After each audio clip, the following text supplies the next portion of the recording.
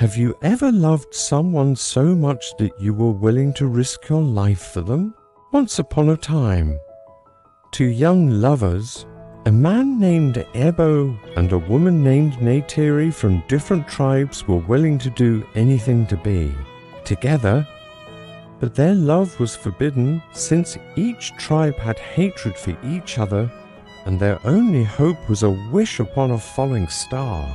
Many years ago, deep within a dark and dangerous forest, there lived two rival tribes who hated each other so much that they wouldn't even acknowledge each other's presence. Each tribe had their own chief, their own laws, and most importantly, their own lives. And although they lived separate lives, the two couple couldn't help but notice each other when their eyes met across the crowded camp. From the moment they saw each other, they became fast friends and started meeting in secret under the cover of darkness. But one night, their secret was discovered and their fathers vowed to kill them. With no other choice, the lovers decided to run away together and escape into the vast forest. As they ran through the trees, they heard the pounding of many feet behind them, and after a while, they came to a clearing where a huge waterfall stood before them.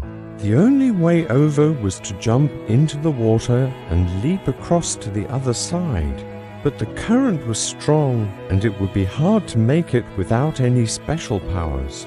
And just when all hope seemed to be lost, a shooting star streaked across the night sky. "Make a wish," said Neytiri, and Ebo wished for super strength so that they could escape. In an instant, the waterfall parted and a deep, booming voice echoed through the forest. "For being such a selfless lover, I shall grant you your wish." Then, with a flash of light, they were given the powers they desired. But just as they reached the other side, they heard a voice behind them. So, the rumors were true. You really did have powers. It was their fathers, and they looked very angry. "I'm sorry," cried Neytiri, "but we don't want to hurt you. We just want to be together." But the chiefs weren't having it. "You are forbidden to be together. Now surrender your powers or face the consequences." The chiefs were prepared to fight. But just then another shooting star appeared, and this time Ebo wished for the powers of flight.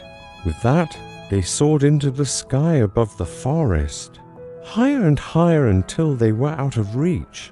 Although the chiefs were defeated, the story of the star-cursed lovers continued to live on. And many years later, it was told around campfires throughout the land. One day, a group of children were listening to the legend of the star-cursed lovers and how they had escaped. "Do you think they survived?" asked one little girl. "Of course they did," said an old man who was listening nearby. "Why do you ask?"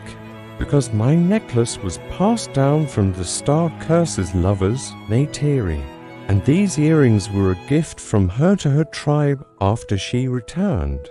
The old man looked at the children and smiled. It is said that the star-cursed lovers returned to their people and became leaders, uniting the two tribes together and bringing them into the modern world. He then took the necklace from around his neck and handed it to the little girl. "Here you go, child. Maybe now you can understand." And with that, the little girl felt a surge of power and wisdom flow through her body. She looked up at the old man and said, "Thank you. I will never forget this day." Then taking the earrings, she approached the other children and said, "I have something to tell you."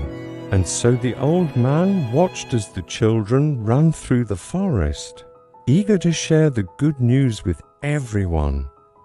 He knew that the legend of the star-cursed lovers was finally coming to an end, and that a new chapter was beginning for his people. Now, what did you learn from the story of the star-cursed lovers?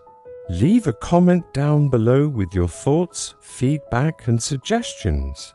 And don't forget to hit that like button and subscribe to World of Wonderful Stories for more fun. Stories